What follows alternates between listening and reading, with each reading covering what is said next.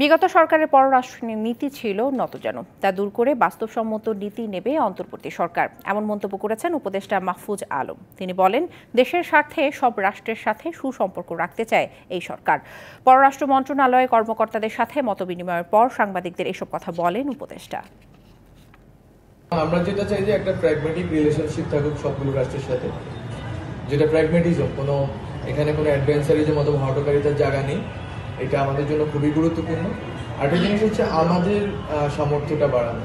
পররাষ্ট্র মন্ত্রণালয়ের যেটা আগে যে অবস্থা ছিল, এটা দলীয়করণ হয়ে গিয়েছিল এবং বিভিন্ন দলের অথবা বিভিন্ন কাল্টের রিপ্রেজেন্টেশনটাই মুখ্য হয়ে উঠেছিল। কিন্তু আমরা চাই যে পররাষ্ট্র মন্ত্রণালয় বাংলাদেশকে রিপ্রেজেন্ট করুক, নট কোনো দল অথবা কোনো কাল্ট, বরং বাংলাদেশকে রিপ্রেজেন্ট করুক।